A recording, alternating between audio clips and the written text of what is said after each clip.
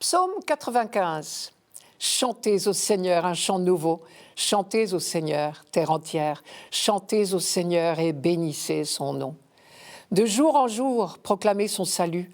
Racontez à tous les peuples sa gloire, à toutes les nations ses merveilles. Rendez au Seigneur, famille des peuples, rendez au Seigneur la gloire et la puissance. Rendez au Seigneur la gloire de son nom. Adorez le Seigneur, éblouissant de sainteté. Allez dire aux nations, le Seigneur est roi. Il gouverne les peuples avec droiture. Allez dire aux nations, le Seigneur est roi. Voilà le message qu'Israël lance au monde. Parce que ce peuple a cette chance immense, cet honneur inouï, ce bonheur de savoir et d'être chargé de dire que le Seigneur notre Dieu, l'Éternel, est le seul Dieu, le Dieu un, comme le dit la profession de foi juive, le Shema Israël, et que la foi en lui est le seul chemin de bonheur pour l'homme. Je reprends l'expression « aller dire aux nations ». Les nations, en langage biblique, c'est l'ensemble des autres peuples, le reste de l'humanité. Je m'arrête sur ce mot « nation ». Selon les textes, ce mot semble chargé de plusieurs sens contradictoires. Dans certains textes, il est carrément péjoratif. Le livre du Deutéronome, par exemple, parle des abominations des nations. Mais c'est parce qu'il vise leur polythéisme, leurs pratiques religieuses en général et les sacrifices humains en particulier. À la première étape de la pédagogie biblique, où il s'agit pour le peuple élu de s'attacher à Dieu sans partage, de découvrir le vrai visage du Dieu unique, il faut se garder de tout contact avec les nations. Elles resteront longtemps un risque de contagion de l'idolâtrie. Et l'histoire d'Israël a prouvé maintes fois que ce risque est réel. De plus, dans la mentalité de l'époque, où les divinités étaient censées faire la guerre aux côtés de leur peuple, on n'aurait pas pu imaginer un Dieu qui prenne le parti de tous les belligérants à la fois. Mais dans ce psaume, au contraire, le mot « nation » n'est plus péjoratif.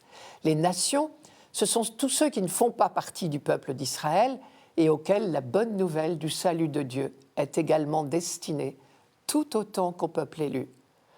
Bien sûr, si ce psaume peut parler d'une manière aussi positive, cela veut dire qu'il a été composé relativement tardivement, probablement après l'exil à Babylone, puisque l'auteur peut imaginer qu'un jour, les peuples autres qu'Israël bénéficieront eux aussi du salut de Dieu. Car c'est pendant la période de la déportation de la population de Jérusalem à Babylone que les hommes de la Bible ont définitivement compris que Dieu est réellement unique, qu'il est le Dieu de tout l'univers et de toute l'humanité, et que par conséquent son salut, son œuvre, ses merveilles ne sont pas réservées à Israël. Mais pour en arriver là, il a fallu tout un long et patient travail de la pédagogie de Dieu pour amener les membres du peuple élu à ouvrir leur cœur, à accepter que leur Dieu soit aussi le Dieu de tous les hommes, aussi occupé, si j'ose dire, à faire le bonheur des autres que le nôtre. Et le peuple élu a compris peu à peu qu'il est le frère aîné, pas le fils unique. Son rôle était justement d'ouvrir la voie à ses cadets dans la longue marche de l'humanité, à la rencontre de son Dieu. Un jour viendra où tous les peuples sans exception reconnaîtront Dieu comme le seul Dieu. L'humanité tout entière mettra sa confiance en lui seul. Le psaume tout entier a cette dimension universelle. Ce jour-là, enfin, s'accomplira la promesse faite à Abraham. En toi seront bénies toutes les familles de la terre. Les versets que nous lisons aujourd'hui sont pleins de cet espoir que les nations vont entendre la bonne nouvelle.